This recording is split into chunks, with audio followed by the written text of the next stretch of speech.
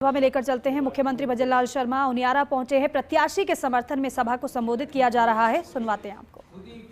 बोलिए भारत माता की।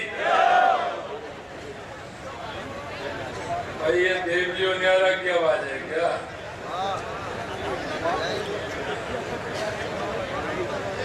अब देवजी उनियारा की आवाज तो वो है जहां तक जिनको तुम्हें सुनानी है उनके कानों में आवाज गूंजनी चाहिए। बोलिए भारत माता की, भारत माता की, विजयासन माता की, चामुंडा माता की, नेकटाल बालाजी की, ईसलदेव महादेव जी की, आप सबकी आज के इस नामांकन सभा में मंच पर विराजमान भारतीय जनता पार्टी के मुखिया, हमारे प्रदेश अध्यक्ष, जिनको अभी आपने सुना, ऐसे हमारे सम्मानीय मदन जी राठौड़ साहब, मेरी कैबिनेट में मेरे साथी उप मुख्यमंत्री प्रेमचंद जी बैरवा साहब, कैबिनेट में मेरे साथी भाई हीरालाल जी नागर साहब, भाई कन्हैयालाल जी चौधरी साहब, आपके अपने लोकप्रिय आपके प्रत्याशी भाई राजेंद्र गुर्जर जी। राजेंद्र गुर्जर जी वो कार्यकर्ता है जो सभी कार्यकर्ताओं के चहेते हैं, एक सामान्य परिवार से आते हैं और सभी की सेवा करते हैं। ऐसे हमारे प्रत्याशी हैं।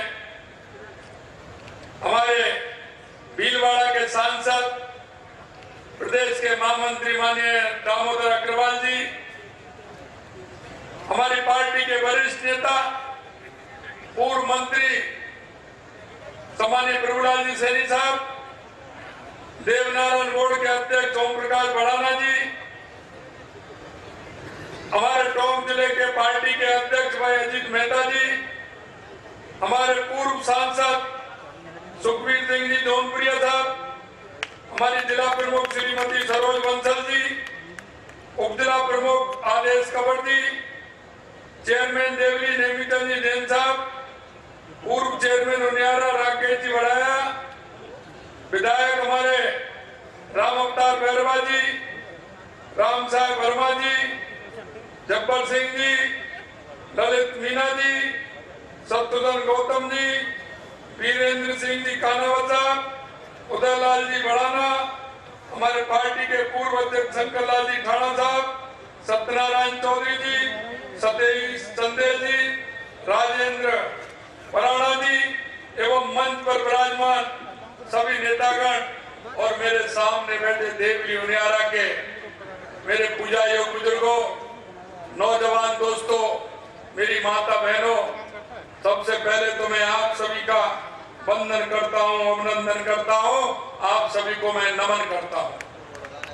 मेरे भाई और बहनों, जैसा कि आपको पता है कि देवली उनियारा से एक साधारण कार्यकर्ता और एक ऐसा कार्यकर्ता जो हमेशा जनता के बीच में रहता है, जनता की सुनता है, ऐसे कार्यकर्ता को प्रत्याशी बनाया है।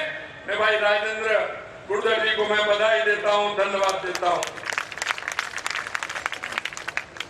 मित्रों, मैं आपसे इतना कहना चाहता हूं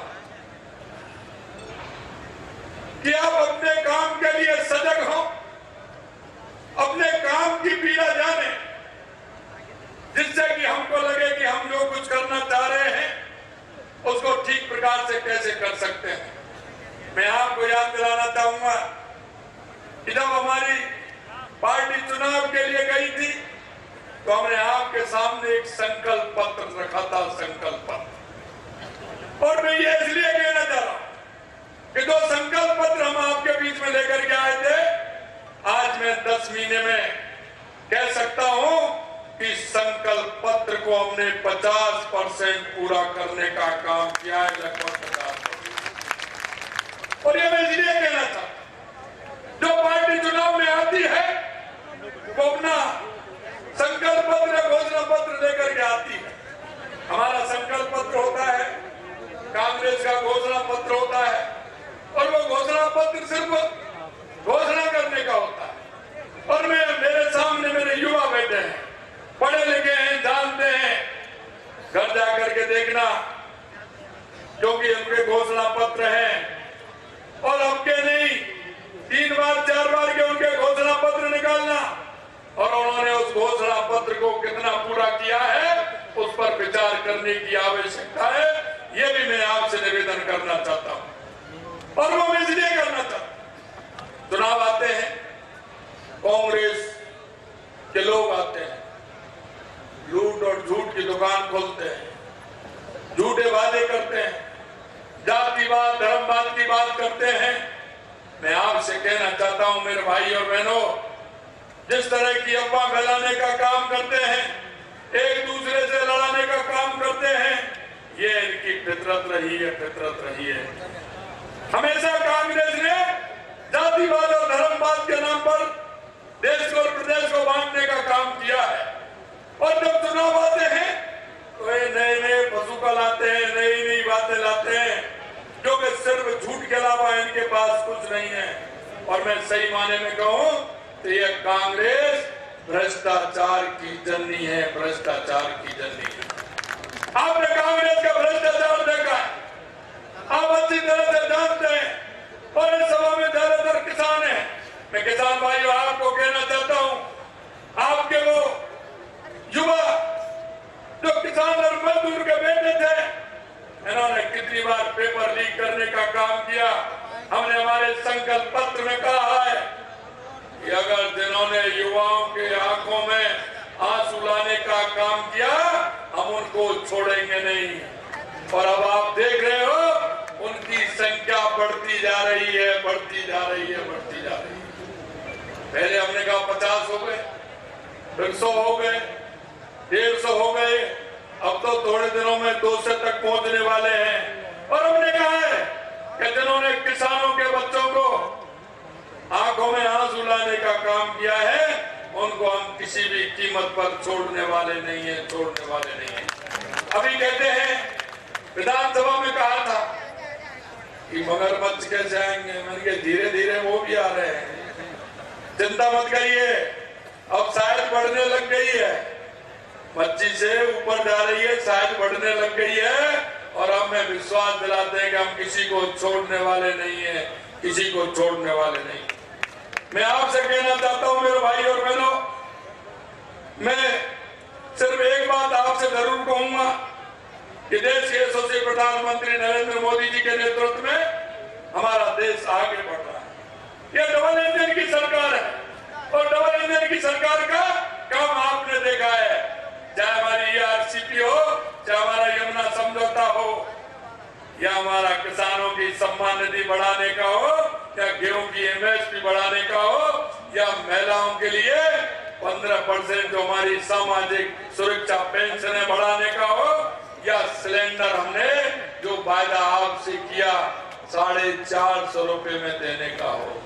यही नहीं मेरे भाई और बहनों, घुमंतु और घुमंतु जो लोग थे, जो उनका कहीं घर नहीं था, कहीं उनके पास जमीन नहीं थी, ऐसे अगर 21,000 लोगों से ज्यादा उनको जमीन और पट्टा देने का काम किया, तो देश के यशस्वी प्रधानमंत्री नरेंद्र मोदी जी के नेतृत्व में। मैं आपसे यही निवेदन करना चाहता हूं, जो हमने वायदा किया है, और ERCP का सबसे ज्यादा फायदा टोंक और दौसा जिले को ही मिलने वाला है, यहाँ के किसानों को मिलने वाला है।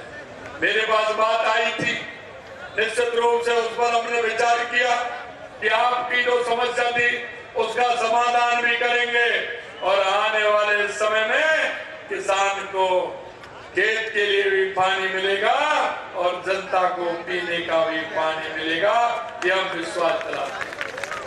हमारा एमओयू हुआ है और अभी थोड़ी दिनों में हमारे शिलान्यास भी होने वाला है। मैं आपसे इतना ही कहना चाहता हूं कि शिलान्यास के लिए भी आप सभी तैयार रहिए, वो शिलान्यास भी होने वाला है। आपने देखा है कि जिस तरह से आपके दर्द को कौन समझता है, किसान के दर्द को किसान का कोई ना कोई हमदर्द ही समझ सकता है, बाकी कोई नहीं समझेगा। मैं आपसे इतना कहना चाहता हूं, मेरे मुल्क के मालिक, जरा सोच विचार करो, क्योंकि जब हमारा अधिकार संविधान ने वोट का अधिकार दिया है तो उस पर विचार करने का अधिकार भी आपका है। आपको उस पर विचार करना चाहिए, सोच समझ के बात करनी चाहिए। कभी हम जातिवाद के नाम पर आ जाते हैं, कभी अफवाहों में आ जाते हैं। मेरा आप सभी से आग्रह है कि हम सब उसको विचार करते हुए कौन हमारा भला कर सकता है, कौन हमारी योजनाओं को गति दे रहा है। आपने देखा, हमने युवाओं से कहा था कि आने वाले समय में 1 साल में हम 1 लाख नौकरी देंगे, 5 साल में हम 4 लाख सरकारी नौकरी देंगे, 6 लाख हम प्राइवेट पर देंगे। आपने देख लिया, हमको 10 महीने हुए हैं, 33,000 युवाओं को नियुक्ति पत्र देने का काम हमारी सरकार ने किया है। और आपने देखा होगा 1 साल 90,000 जगह निकालने का काम आज तक किसी ने किया है क्या? मैं आपसे कहना चाहता हूं, 60,000 फोर्थ क्लास की जगह क्या ये 10 महीने में खाली हुई है? आपसे मैं पूछना चाहता हूं, ये 60,000 जगह कब से खाली हुई है, लेकिन क्यों नहीं भरी? क्या मेरे किसान के बेटे को नौकरी मिल जाती तो इनको कुछ नुकसान हो जाता? क्या मेरे मजदूर के बेटे को नौकरी मिलती तो नुकसान हो जाता? लेकिन हमने कहा कि हम किसान के मजदूर के बेटे को सरकारी नौकरी देने का काम करेंगे।